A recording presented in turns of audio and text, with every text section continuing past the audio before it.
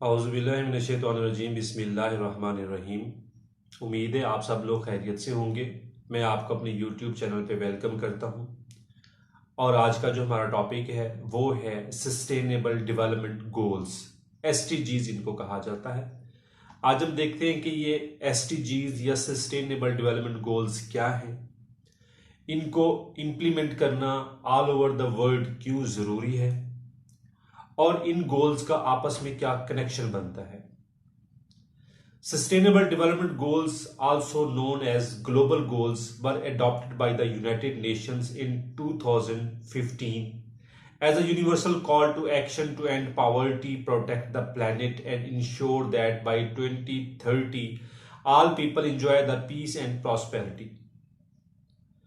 2015 के अंदर United Nations ने इनको अडॉप्ट किया और हर कंट्री को ये फोर्स किया गया कि ये सारे के सारे गोल्स को आपने अचीव करना है 2030 के अंदर।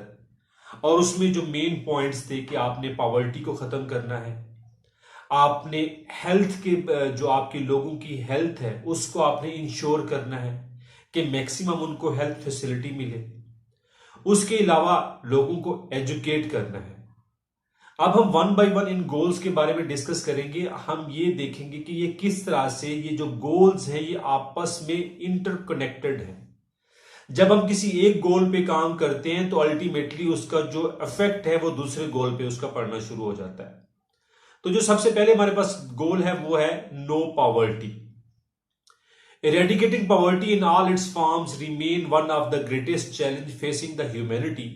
While the number of people living in extreme poverty dropped by more than half between 1990 to 2015, 1990 से लेके 2015 तक तकरीबन आधे लोग जो पॉवर्टी में थे वो तकरीबन अब उससे ऊपर आ गए।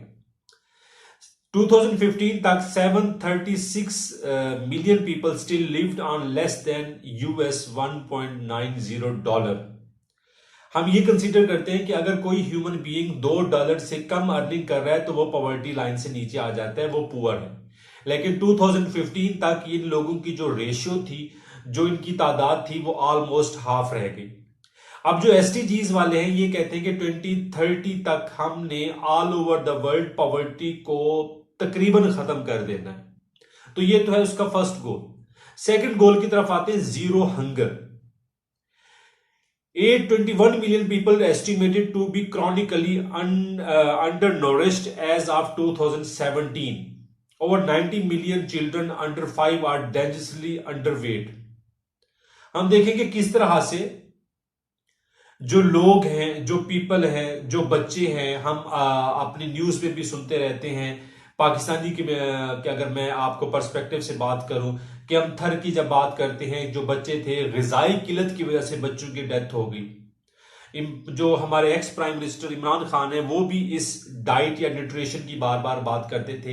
इट मींस कि वो सस्टेनेबल डेवलपमेंट गोल को ही वो उनकी जो डिमांड थी उसको फुलफिल कर रहे थे। ये ग्लोबली हम पे ये चीजें इंप्लीमेंट की गई हैं कि हमारी सोसाइटी के अंदर जितने भी बच्चे अंडरवेट हैं और या वो बच्चे जिनको प्रॉपर डाइट नहीं मिलती, हमने उस पे भी काम करना है। और सस्टेनेबल डेवलपमेंट गोल्स के मुताबिक 2030 तक हमने इस रेशियो को, इस नंबर को मिनिमम लेके आना है।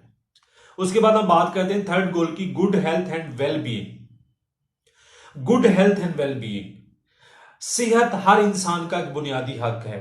पाकिस्तान में सेहत कार्ड के बारे में आप लोगों ने सुना होगा।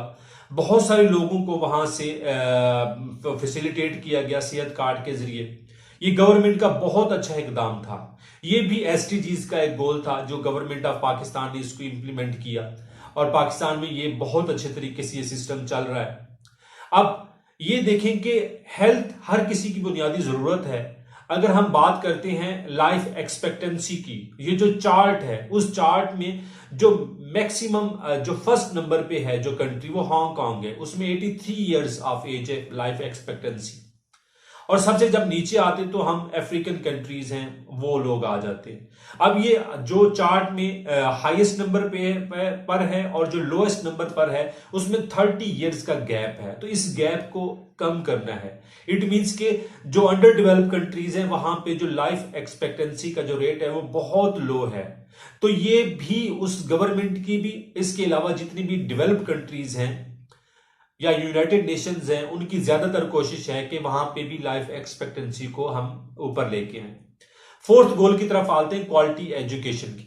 अब देखिए क्वालिटी एजुकेशन, एजुकेशन एक मेन मतलब एक प्राइमरी सोर्स है। अगर आप लोगों को एजुकेट कर देंगे कि लोगों के अंदर हेल्थ के हवाले से भी, लोगों के अंदर अर्निंग के हवाले से भी, जितने भी पिछले हमने 3-4 गोल्स को डिस्कस किया है, तो देखिए उसके साथ किस तरह से इंटरकनेक्टेड है। लोगों को अच्छी एजुकेशन मिलेगी, कम से कम लोगों को हाउ नो हो जाए, प्राइमरी एजुकेशन की बात हो रही है। तो education is one of the most powerful and proven vehicle for sustainable development.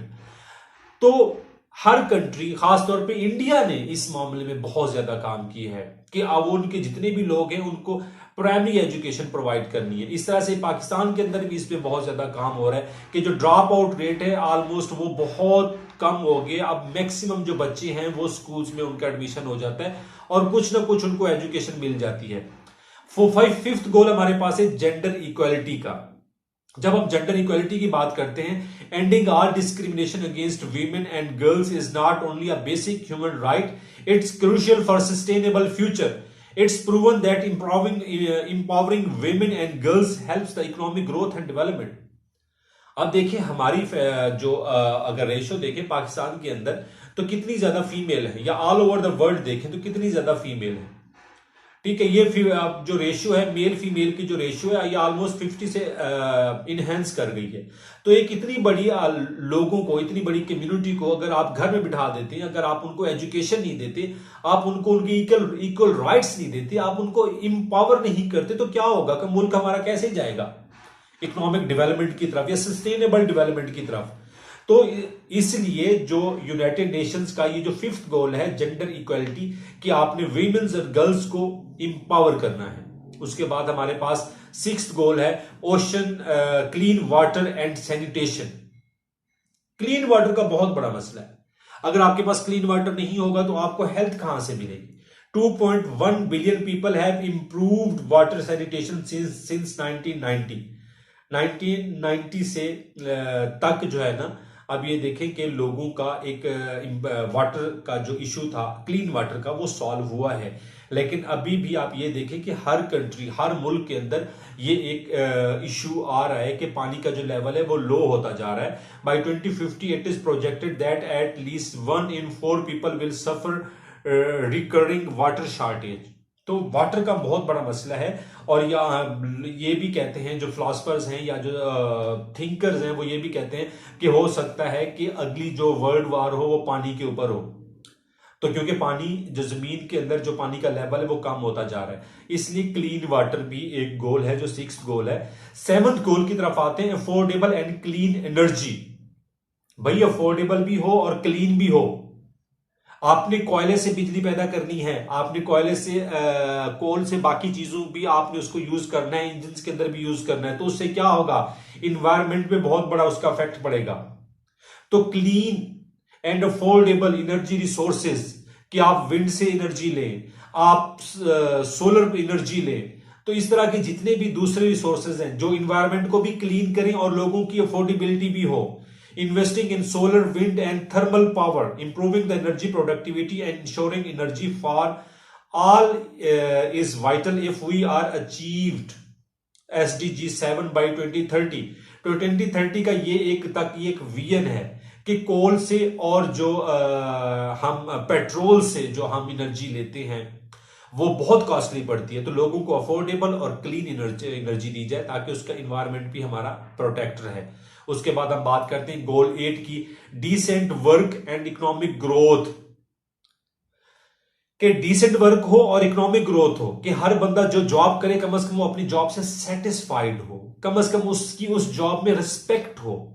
ये नहीं कि किसी को ऐसी जॉब दी जाए, किसी को मतलब उसको ताने दिए जाए कि तुम्हारी जॉब अच्छी नहीं है और तुम्हारा जो ऑक्यूपेशन है वो रिस्पेक्टेबल ऑक्यूपेशन नहीं है। Over the past 25 years, the number of workers living in extreme poverty has declined dramatically despite the lasting impact of the 2008 economic crisis.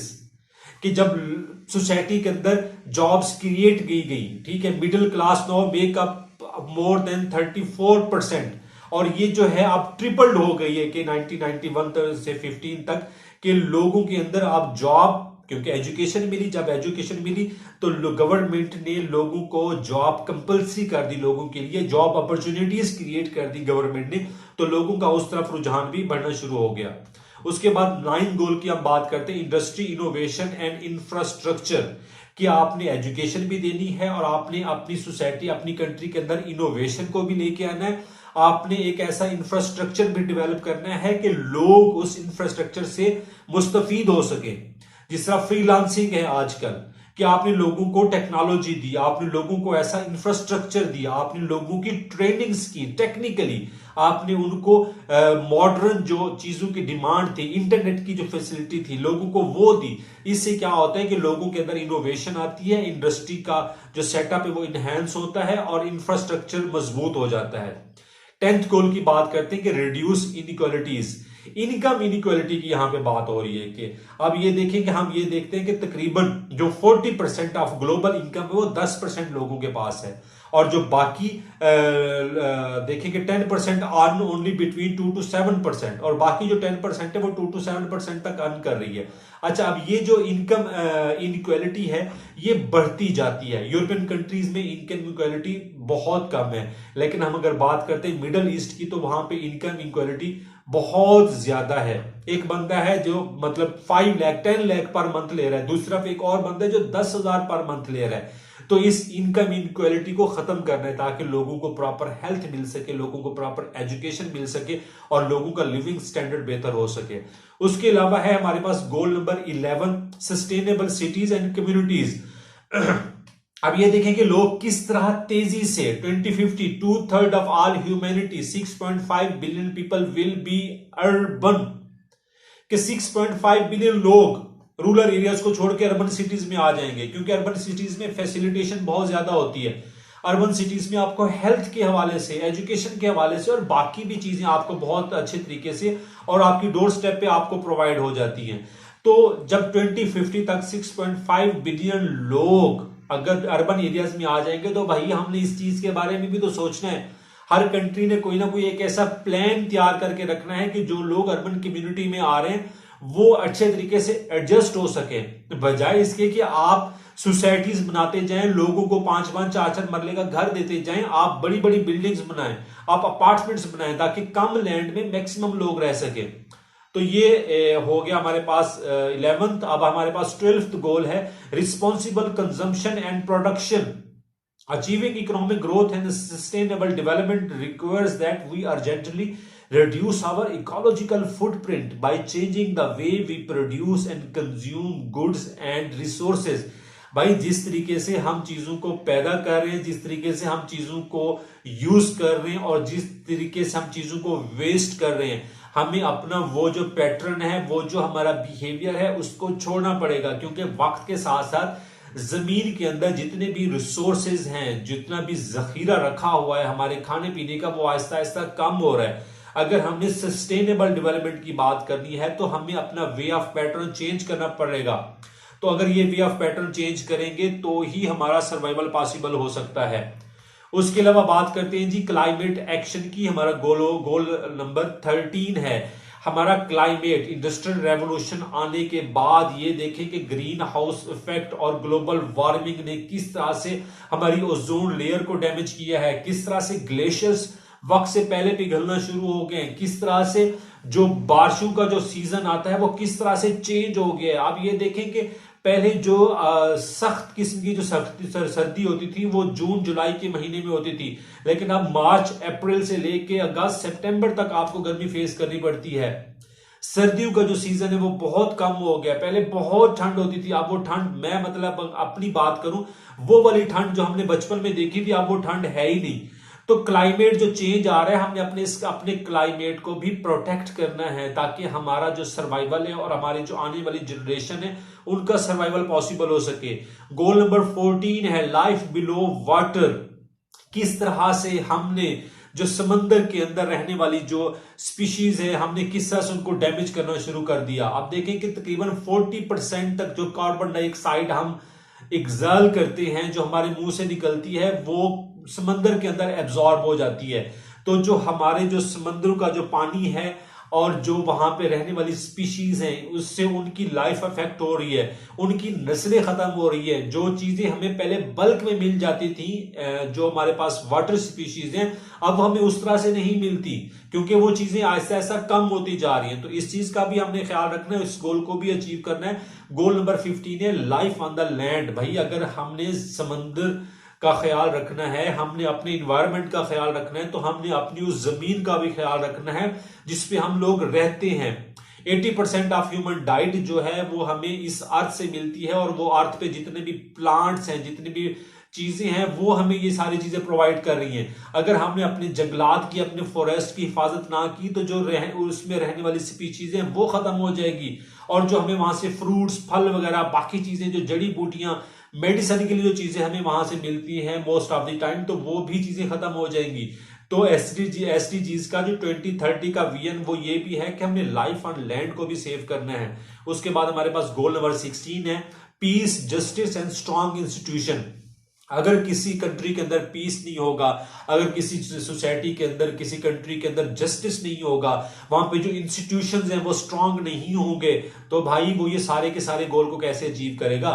तो अगर उसमें पीस होगी तो एजुकेशन होगी, हेल्थ होगी। अगर वहां पे जस्टिस होगा तो लोगों को वहां पे काम करने की आजादी होगी, लोगों को वहां पे मूव करने, ट्रैवल करने की भी आजादी होगी। जब ये सारी चीजें उस वक्त चल सकती हैं किसी भी कंट्री के अंदर, किसी भी खित्ते के अंदर, जब वहां पे पीस होगा, जब लोगों को श्योरिटी हो कि उनका जान माल सब कुछ उनका सेफ है और वो गवर्नमेंट जो है उनको हर हाल में प्रोटेक्ट करेगी, तो ही वो कंट्री, वो खित्ता, वो रीजन सस्टेनेबल डेवलपमेंट की तरफ मूव कर सकता है।